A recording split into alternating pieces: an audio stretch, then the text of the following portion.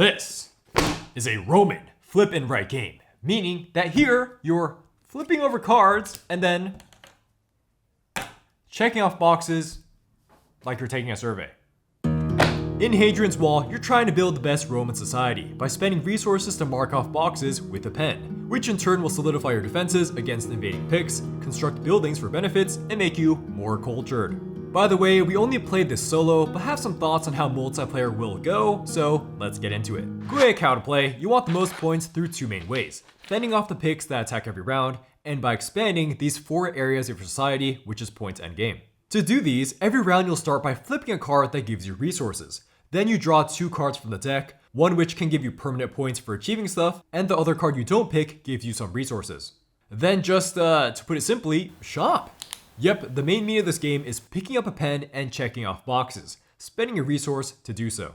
You can only tick off the leftmost box, and it typically costs a piece to do so. So spend a blue builder here, check off the left box, now your fort is a little bigger. If you spend a soldier, check off this box. Oh, you covered a legionary shield? That means you get to advance one of the 3 cohorts, which you need to fend off invaders coming in from that direction at the year end. Back to checking off boxes though, where you'll often check off boxes with something in it, getting you pieces, or unlocking the means to buy buildings. Like you need 5 of this orange shape checked off to build a large granary. Buildings like this hotel can give you more income for more pieces every turn, or you can unlock other areas that you can now start spending components for. Just spend components for your left sheet and right sheet, and oftentimes you get stuff back by doing so. Spend, spend, spend, tick, tick, tick. Finally, when you're all broke out of components, you're done with the box taking, and it's the end of the year. So now those Picts attack you. Flip multiple cards to see where they attack. If you prevent all of them with your built cohorts, yay, you're safe.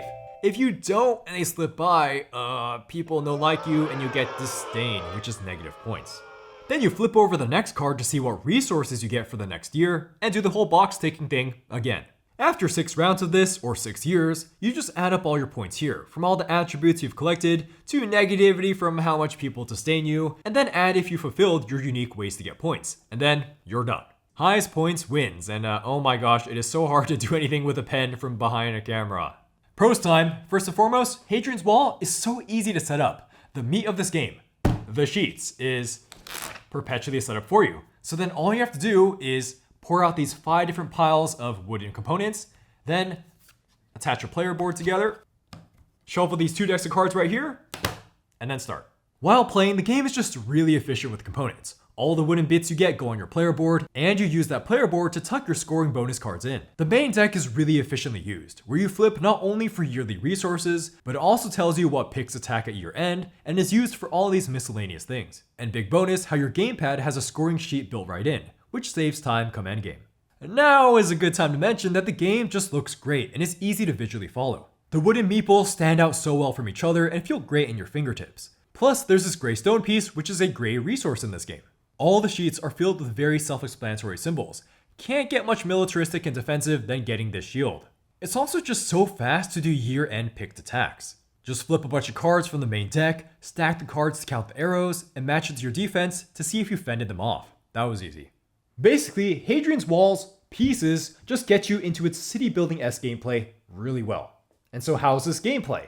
Well, the first big thing we have to praise is how it does its resource tying system. This basically means that every time you spend a resource to tick in a box, there's a strong possibility that you'll get another piece. Even boosting your yearly gray resource income gives one of those gray resources right away. Hadrian's Wall is filled with these type of clever component conversion outlets. That servant we just spent to boost that income didn't leave us with any fewer components. It'll be so often you're searching to fill in a shield to defend against the Picts, but don't have enough gray resources, and go, okay, where can I get that gray resource? Where can I get it? Oh, I got it! I can spend a soldier to get a yellow meeple to spend on the patrician's track to get that gray resource. Wow, so now I have achieved 2 things: my initial goal of getting some more defense and progress on the patrician track. There is just this component tying everywhere. Even when it looks like you're not getting pieces, like building cohorts, that gets you point for endgame scoring, and what do you know, some of those boxes for points are component freebies. Hadrian's Wall is all about ticking stepping stones to move right, as ticking boxes unravels new possibilities for further resource freebies. There's a constant healthy buzz of resources going in and out of your hands within a single year, making starting a year feel filled with resource conversion possibility. What blows up the decision space is choosing to really spend on these right side tracks called citizen tracks. This is where as you advance in gray flags, you're slowly getting access to the matching gray flag abilities outside of these tracks, like these diplomats and scouts that get unlocked from patricians. There's 5 of these citizen tracks in total, which means so many options for things to unlock. Will you increase your yearly resource income by checking off these hammers under the trader route? Will you call in divine favor against those invading Picts from building temples? Maybe you get wet and naked with other Romans. Yeah, I'm not even kidding. You build baths, then bribe Romans in said baths so that their disdain for you goes away. You mustn't forget about the attacking Picts though. So every year of Hadrian's Wall is actually filled with this balancing act of advancing your society for some points, and then also getting actual troops called cohorts to protect yourself. But at the same time, a little bit of that is with uncertainty because you're not sure where these Picts will attack exactly, as when they flip cards on year end, then you'll know. So it could be left, center, and right, even distribution, or left, left, right, or left, middle, middle, left, center, right, LCR much. The random Pict attacks that can surprise your defenses is just the start of how the limited luck here keeps you on your feet. Resources are slightly random every year, with the main card flip and then you picking between 2 other cards for additional income.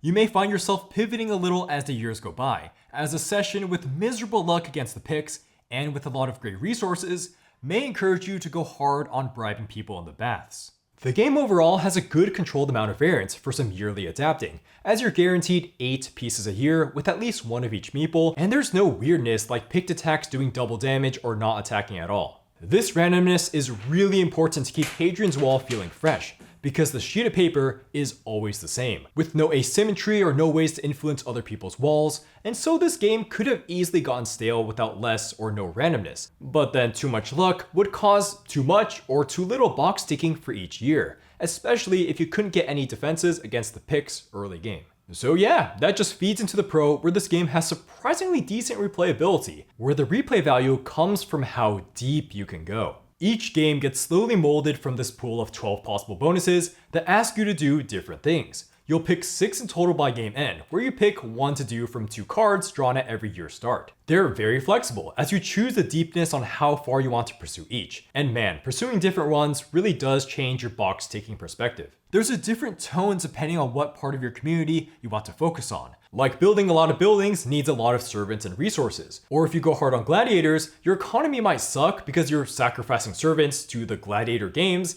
instead of having them go mine and cut wood for you. There's even this scouting path that feels a lot different, where you initially spend valuable soldiers to scout, filling in this grid with Tetris-like pieces from these cards, and you guessed it, when you tick in each of these boxes that has a thing, you get that thing. Extra points from completing an entire row of this. Great time to mention that Hadrian's Wall has some good thematic nods. You're spending notable citizens to advance these 5 parts of your society, eventually letting you build things like temples to make you more pious, or even ludus gladiatorius to build gladiators.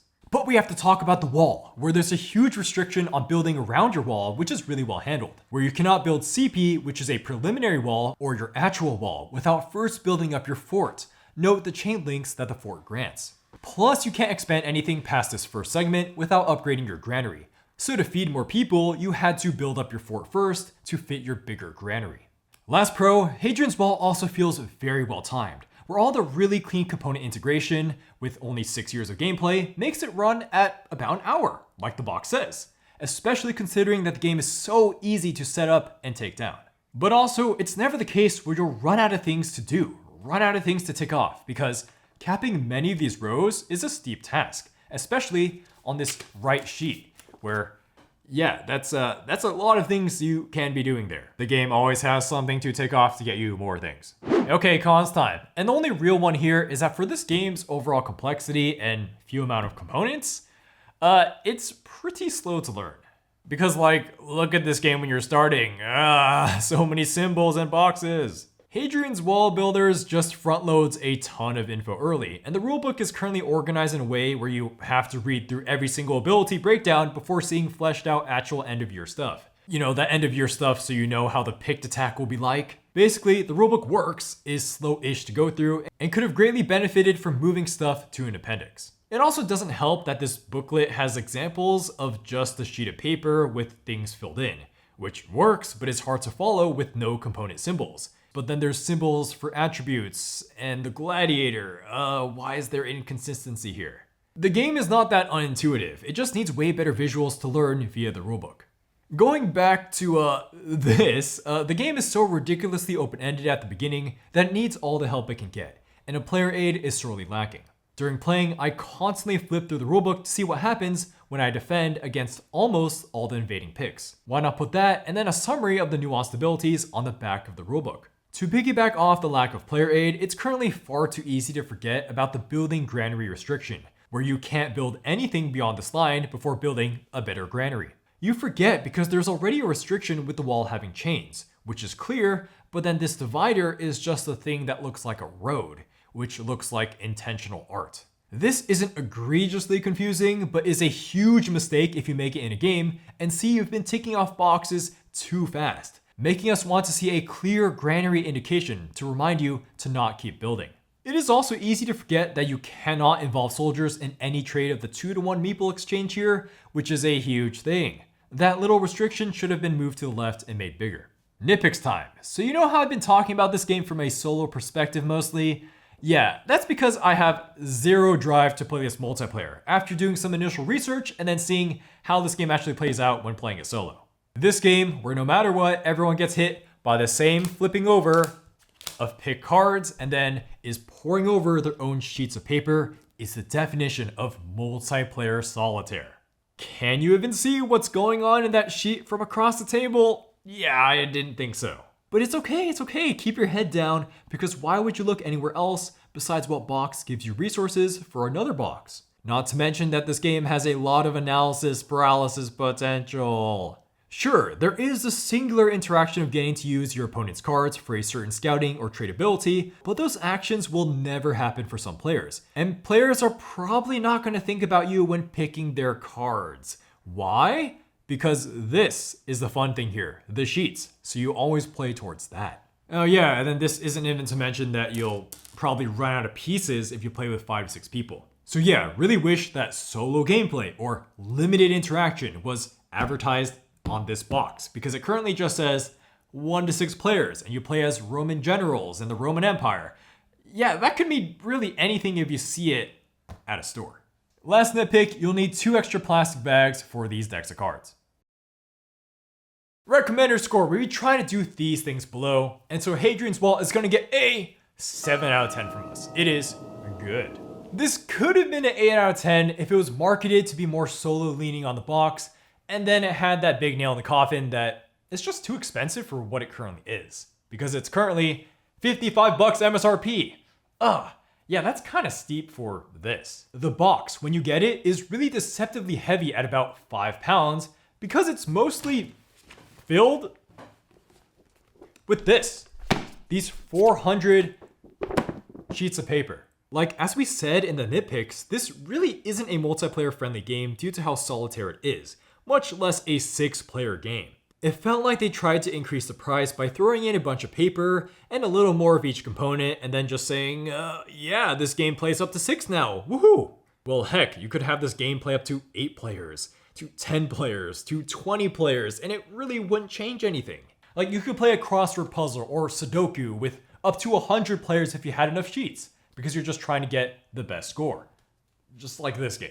But that's really the problems with how Hadrian's Wall is presented, where we can't really blame the mechanics much. Hadrian's Wall will probably hit a nice sweet spot for those looking for a quick solo run, with super minimal setup and takedown, and the box ticking where all these components are tied together happens right away. For all of its thematic nods, we do have to warn that the game can be undeniably gamey feeling, where the resource conversion is super on the nose, as you constantly get a piece by spending another piece and putting pen to paper. Like, come on, does this Tetris game make any thematic sense? So the box ticking is the game, As there's no actions or turns, you just charge through boxes with pen in hand until you're done for that year. At its worst, Hadrian's Wall is going through the same checklists over and over again. And so thank goodness there's these 2 decks of cards to spice up each year. Ultimately, this is the meat you're paying $55 for. 2 sheets of paper. 2 very clever sheets of paper.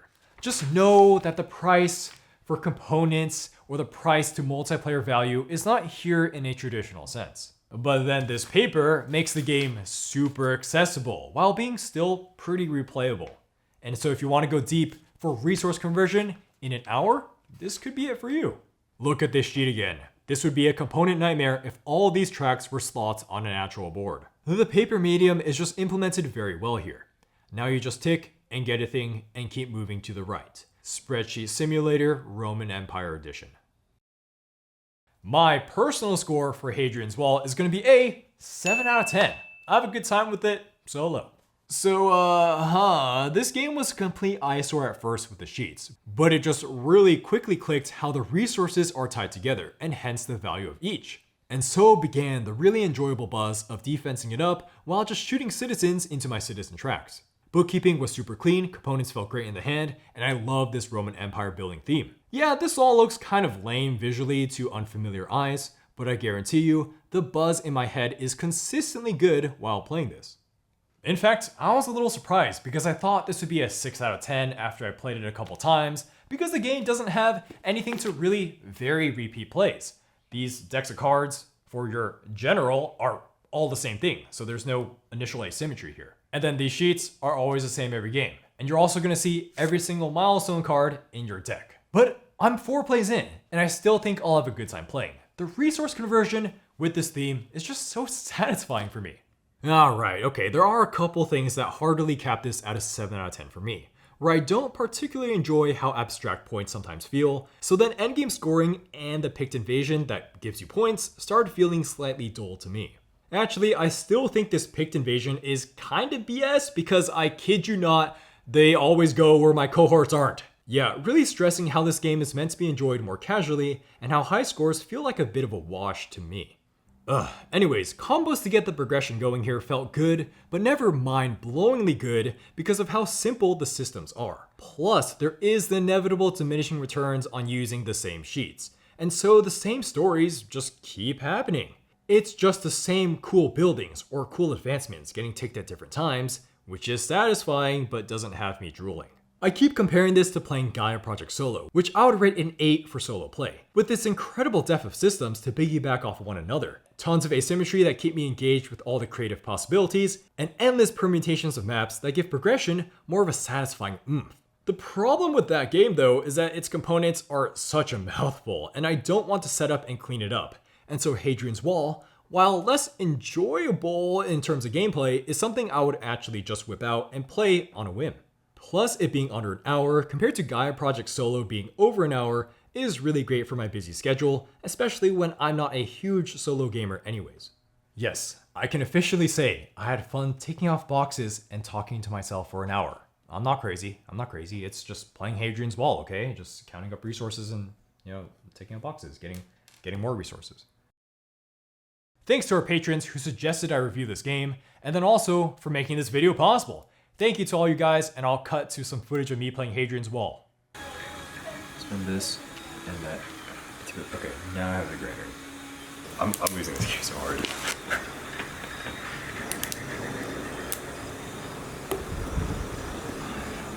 I think I'm just getting screwed. 6?